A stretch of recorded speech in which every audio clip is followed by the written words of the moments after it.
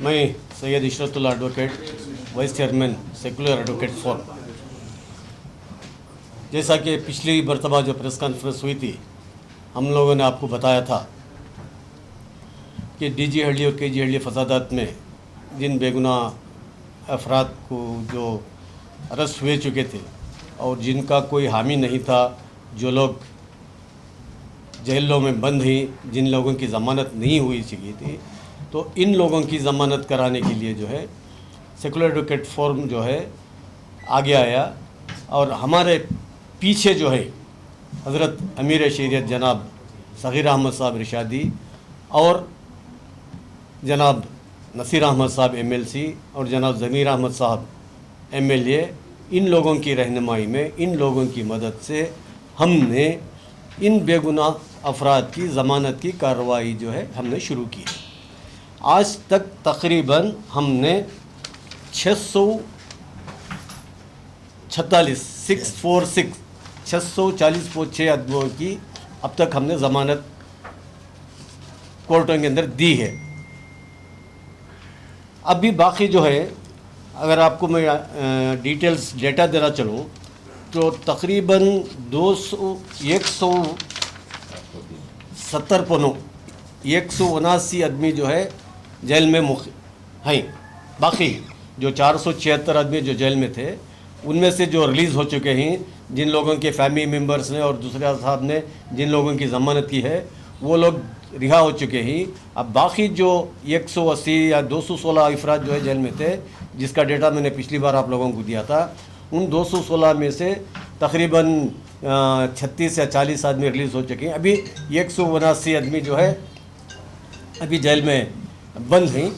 इन लोगों के ख़िलाफ़ जो है मुक़दमात जो है, मैं आपको अगर डिटेल बताता चला हूँ तो 44 अफराद ऐसे हैं जिनके ऊपर UAPA SC/ST और SC/ST के केसेस हैं, जिनके ऊपर एक केसेस है। 24 अफराद के ख़िलाफ़ 2 केसेस है। 3 अफराद के ख़िलाफ़ 13 अफराद के ख़िलाफ़ 3 केसेस है। 21 अफराद के ख़िलाफ़ 4 केसेस है। 8 अफराद के ख़िलाफ़ 5 केसेस है। 5 अफराद के ख़िलाफ़ 6 केसेस है। तो इसी तरह 8 अफराद के ख़िलाफ़ 7 केसेस हैं। 4 अफराद के ख़िलाफ़ 8 केसेस हैं। 14 अफराद के ख़िलाफ़ 18 केसेस है। हाईएस्ट में बताता चला हूँ, 1-2 केसेस जिनके ऊपर है। और 16 अफराद के ख़िलाफ़ 19 केसेस है और 2 अफराद के ख़िलाफ़ 20 केसेस है। इन लोगों की जो है ज़मानत देना बाकी है। तो ये ज़मानत की कार्रवाई जो है हम लोगों ने अभी की है। तो तकरीबन 446 आदमी के ख़िलाफ़ हमने ज़मानत हमने ऑलरेडी दी है। तो टोटल जो है हमको 2270 ज़मानतें देनी पड़ेगी।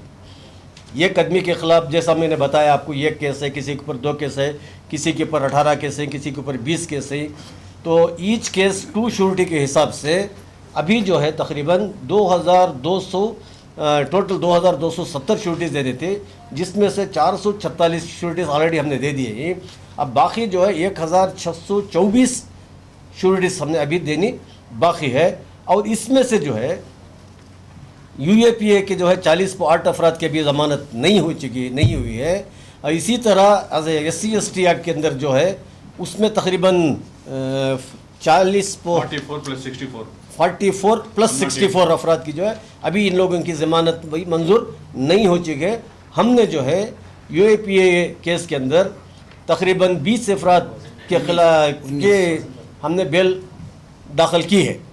और इसी तरह से SC/ST एक्ट में जो भी है उसमें भी जो है हमने 20 अफराद के चुन के हमने बेल एप्लीकेशन डाला है। अब ये देखिए, ये डेटा बनाया है, ये नाम है, इनके ख़िलाफ़ फिर 2 केस है। ऐसे सेलेक्टेड केसेस के अंदर जो है ऐसे अफराद जो है 22 अफराद 23 अफराद ऐसे ही जिनके ख़िलाफ़ 2 केसेस है। अगर हम लोग 2 केसेस में ज़मानत देंगे तो ये 22 अफराद बाहर आ जाएंगे।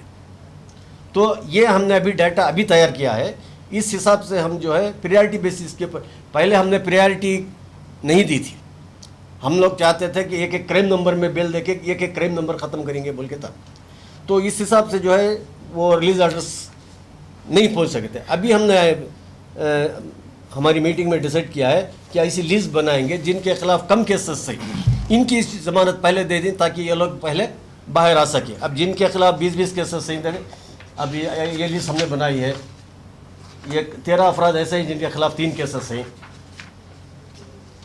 गुज़िश्ता जब 11 अफराद ऐसे हैं जिनके खिलाफ 4 केसेस हैं। 21 अफराद ऐसे हैं जिनके खिलाफ 4 केसेस हैं। 8 अफराद के खिलाफ 5 केसेस हैं। तो ये प्रियॉरिटी बेसिस के ऊपर अगर हम लोग शूटिंग देंगे तो ये लोग डे बाई डे के हिसाब से आएंगे।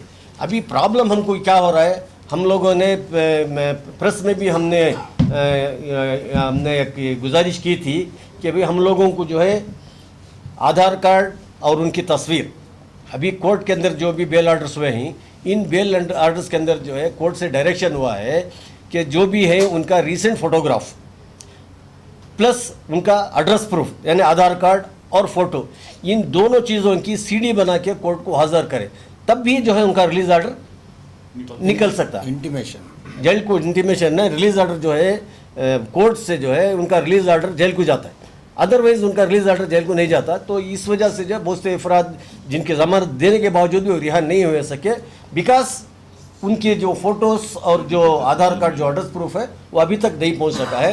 तो फिर हमने हर बार अपील की है कि हम तक जनाब मुजफ्फर साहब की ऑफिस में ये फ़ोटोग्राफ और आधार कार्ड इन दोनों की सीडी बना के अगर वो लोग ला के दे देंगे तो उनकी लोगों की जल्द से जल्द रिहाई हो जाएगी। तो ये सिलसिला ये आपके ज़रिए से मैं आपसे जो अफराद जेल में हैं उनसे मैं गुजारिश करता हूँ कि वो अपने फ़ोटो और आधार कार्ड जो है जनाब मुजफ्फर साहब के ऑफिस में पहुँचा दें।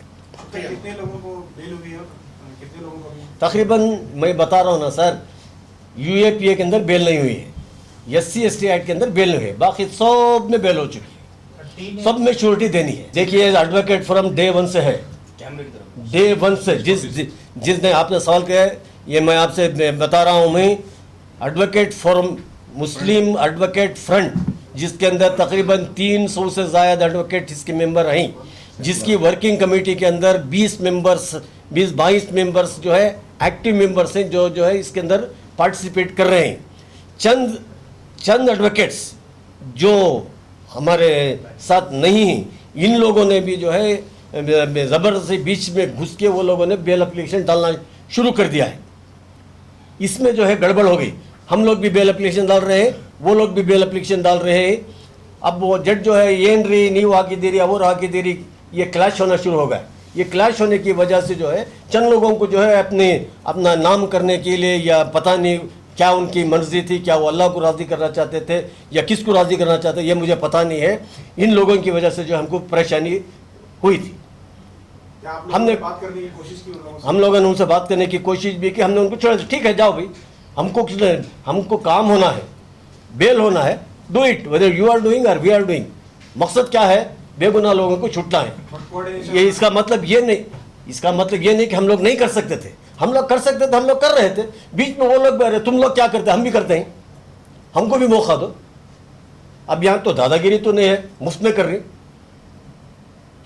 कर ले कोई। अब चंद जो है, अब जो मैं फिरा के हर बार रिपीटेडली मैंने कहा है कि हम लोग फ्री कर रहे हैं, हमको 1 रुपये की ज़रूरत नहीं है।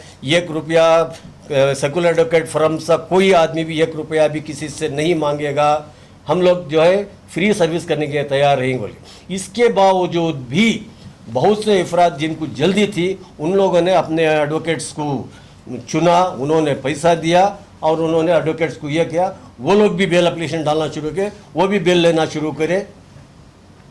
और चंद लोग जो है उन लोगों ने भी बेल डाली, उन्होंने भी बेल लेना ही शुरू किया। और बहुत से एडवोकेट ऐसे ही जिन्होंने बेल तो ले ली मगर ज़मानत नहीं दे सके।